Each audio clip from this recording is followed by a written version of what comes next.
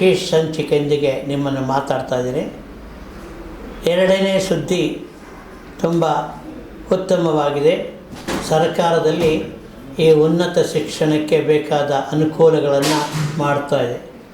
Indian institute of management ಈ ಸಂಸ್ಥೆಯರು 4 ವರ್ಷಗಳ honours ಕೋರ್ಸನ್ನು ಪದವಿಯಲ್ಲಿ ಕೊಡ್ತಾ ಇದ್ದಾರೆ. ಮೊಟ್ಟಮೊದಲಾಗಿ BSc ಆನರ್ಸ್ ಮತ್ತು ಡೇಟಾ ಸೈನ್ಸ್ ಆಪ್ರೇಟ್ ಇದರೊಳಗಡೆ 4 ವರ್ಷದ ಪದವಿ ಕೋರ್ಸನ್ನು ಪ್ರಾರಂಭ ಮಾಡಿದ್ದಾರೆ. ಆದ್ದರಿಂದ ಈ ಒಂದು ನಮ್ಮ ಶಿಕ್ಷಣದಲ್ಲಿ ಹೊಸ ಬದಲಾವಣೆ ಆಗ್ತದೆ. ಈ ಆನರ್ಸ್ ಕೋರ್ಸನ್ನು 2 ವಿಷಯಗಳಲ್ಲಿ ಪದವಿ ಕೋರ್ಸನ್ನು ಮಾಡ್ತಾ ಇದ್ದಾರೆ. ಮತ್ತೊಂದು SLC ಪರೀಕ್ಷಾ ಸುಧಾರಣೆಗೆ ಸರ್ಕಾರ ಹಲವಾರು ಕಾರ್ಯಕ್ರಮಗಳನ್ನು ಹಮ್ಮಿಕೊಂಡಿದೆ. ಪ್ರತಿಯೊಂದು ಶಾಲೆಗೆ ಒಂದು 28 ಅಂಶಗಳ ಮಾರ್ಗಸೂಚಿಯನ್ನು ಇಲಾಖೆ ನೀಡಿದೆ. ಮೊಟ್ಟಮೊದಲನೇದಾಗಿ SLC ಮಕ್ಕಳಿಗೆ ಶಾಲೆ ಪ್ರಾರಂಭವಾಗೋದಕ್ಕೆ ಮುಂಚೆ 1 ಗಂಟೆ ಶಾಲಾ ಅವಧಿಯ ನಂತರ ವಿಶೇಷ ತರಗತಿಗಳನ್ನು ಮಾಡಬೇಕು. ಪ್ರಶ್ನೆ ಪತ್ರಿಕೆಗಳನ್ನು ನೀಡಬೇಕು. ಗಟ್ಟಿಯಾಗಿ ಓದಿಸಬೇಕು. ಗ್ರೂಪ್ ಸ್ಟಡಿ ಗುಂಪು ಶಿಕ್ಷಣ ಚಟುವಟಿಕೆಗಳನ್ನು ಮಾಡಬೇಕು.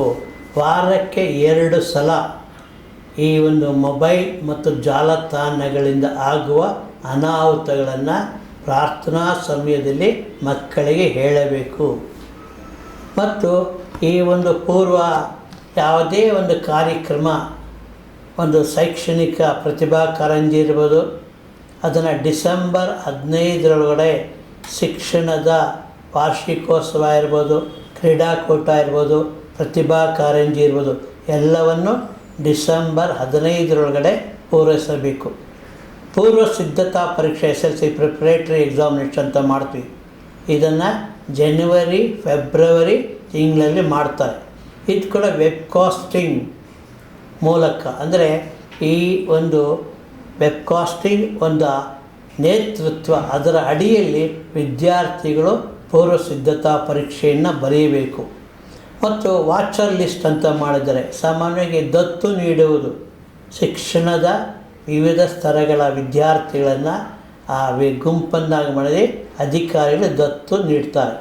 ಈ ದತ್ತು ನೀಡುವ ಮೂಲಕ ಆ ವಿದ್ಯಾರ್ಥಿಯ ಶೈಕ್ಷಣಿಕ ಪ್ರಗತಿ, ಅವರಿಗೆ ಸುಧಾರಣೆಗಳು ಏನಾಗಬೇಕು ಅನ್ನುವುದನ್ನು ಗಮನ ಕೊಡ್ತಾರೆ, ಅದನ್ನು ಕ್ರಮ ಕೈಗೊಳ್ತಾರೆ.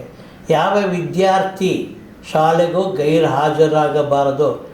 ಹಾಜರಾದರೆ 1 ವಾರ ಆ ಶಿಕ್ಷಕರು ವಿದ್ಯಾರ್ಥಿಯ ಮನೆಗೆ ಭೇಟಿಯನ್ನು ಕೊಡಬೇಕು, ಶಾಲೆಗೆ ಕರೆತರಬೇಕು.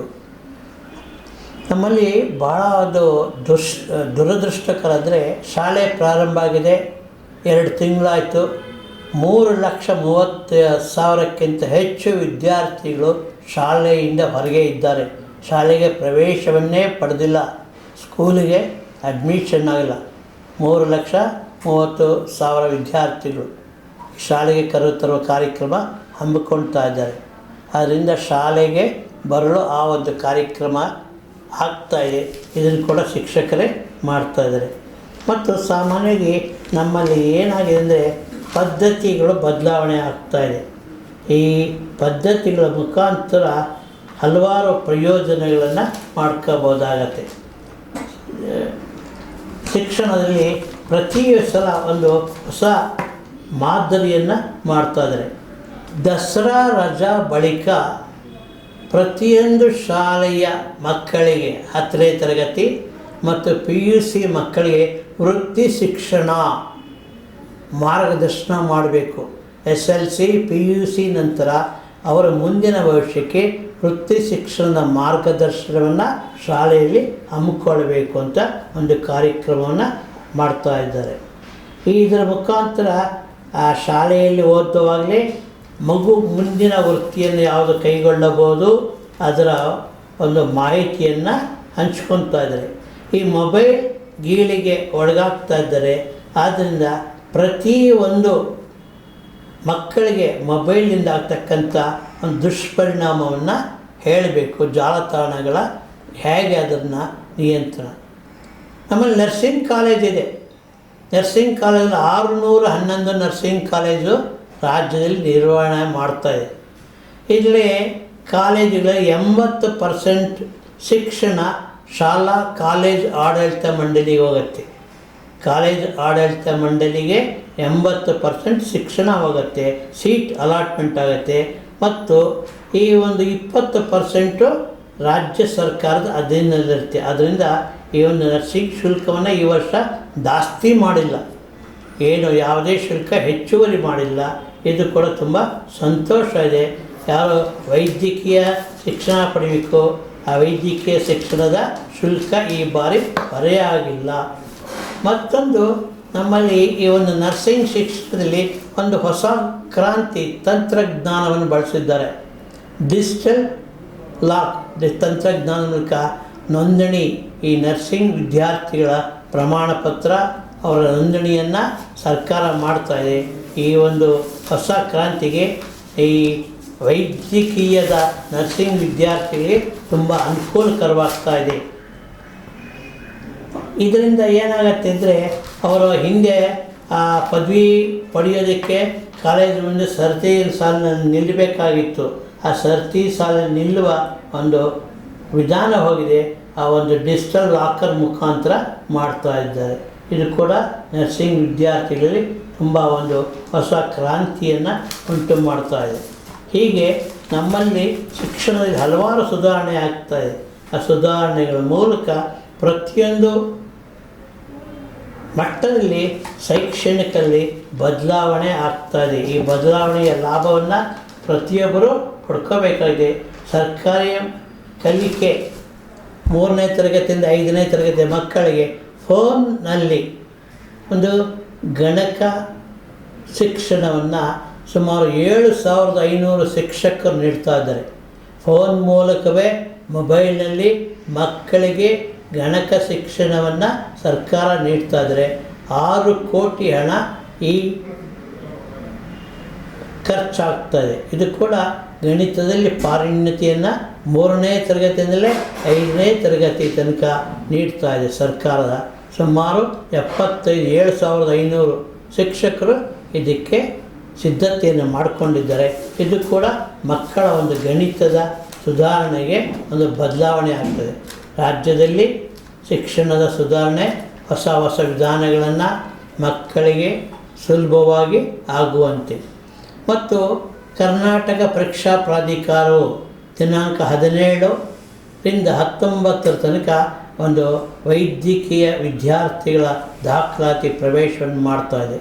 ದಂತ ವೈದ್ಯಕೀಯ ಇರ್ಬೋದು, ಹೋಮಿಯೋಪತಿ ಇರ್ಬೋದು, ಯುನಾನಿ ಇರ್ಬೋದು, ಈ ಒಂದು ವಿದ್ಯಾರ್ಥಿಗಳ ಒಂದು ಟೈಮ್ ಟೇಬಲ್ ಕೊಟ್ಟಿದ್ದಾರೆ. ಆ ಟೈಮ್ ಟೇಬಲ್ ಮುಖಾಂತರ ಕರ್ನಾಟಕ ಪರೀಕ್ಷಾ ಪ್ರಾಧಿಕಾರವು ಆ ಒಂದು ಭರ್ತಿ ಕಾರ್ಯಕ್ರಮವನ್ನು ಮಾಡ್ಕೊತಾ ಇದೆ. ಯಾರೋ ವೈದ್ಯಕೀಯ ಶಿಕ್ಷಣದಲ್ಲಿ ನೋಂದಣಿಯಾಗಿ ಈಗಾಗಲೇ ಪರೀಕ್ಷೆ ಬರೆದಿದ್ದಾರೆ, ಆ ಸೀಟ್ ಅಲಾಟ್ಮೆಂಟ್ ಟೈಮ್ ಟೇಬಲ್ ಕೊಟ್ಟಿದ್ದಾರೆ. ಇದನ್ನು ಬಳಸ್ಕೋಬೋದು. 17ರಿಂದ 19 ತನಕ Karnataka examination authority time table ಕೊಟ್ಟಿದೆ. ಇದನ್ನು ಬಳಸ್ಕೋಬೋದು ಎಂದು ತಿಳಿಸುತ್ತಾ ಈ ಮುಂದಿನ ಕಾರ್ಯಕ್ರಮದಲ್ಲಿ ಮತ್ತೊಂದು ಹೊಸ ವಿಷಯದೊಂದಿಗೆ ಭೇಟಿಯಾಗೋಣ. ಈ ಕಾರ್ಯಕ್ರಮವನ್ನು ವೀಕ್ಷಿಸಿದವರು ತಮ್ಮ ತಮ್ಮ ಸಂಬಂಧಿಕರಿಗೆ, ಶಿಕ್ಷಕರು, ತಮ್ಮ ಸಹೋದ್ಯೋಗಿಗಳಿಗೆ, ಮಕ್ಕಳು ಏನು ಬದಲಾವಣೆ ಆಗಿದೆ ಆ ಬದಲಾವಣೆಗೆ ಹೊಂದಿಕೊಳ್ಳೋದಕ್ಕೆ, ಹೊಂದಿಕೊಂಡು ಶಿಕ್ಷಣದಲ್ಲಿ ಸುಧಾರಣೆಗಳನ್ನು, ಉತ್ತಮ ಫಲಿತಾಂಶ ತರೋದಕ್ಕೆ ಅವಕಾಶ ಇದೆ. ಮತ್ತು ಶಾಲಾ ಕಟ್ಟಡಗಳು ದುರಸ್ತಿ ಇದ್ದರೆ ಅನುದಾನ ಇದೆ, ಇದನ್ನು ಸದ್ಬಳಕೆ ಮಾಡಿಕೊಳ್ಬೇಕು. ಸಾಮಾನ್ಯ ಮಾಧ್ಯಮಗಳಲ್ಲಿ ತೋರಿಸ್ತಾರೆ, ಮರದ ಕೆಳಗೆ ಪಾಠ ಮಾಡ್ತಾರೆ, ಕಟ್ಟಡ ಬಿದ್ದು ಹೋಗ್ತಾ ಇದೆ, ಅನೇಕ ರೀತಿ ಸಮಸ್ಯೆಗಳಿದೆ. ಈ ಸಮಸ್ಯೆಗೆ ಸರ್ಕಾರ ಅನುದಾನ ಬಿಡುಗಡೆ ಆಗಿದೆ, ಇದನ್ನು ಬಳಸ್ಕೋಬೇಕಾಗಿ ಪ್ರಾರ್ಥನೆ. ಇಂತಿ ಯಲಹಂಕದ ಕೆ ಸುಜಯಕುಮಾರ್. ವಂದನೆಗಳು.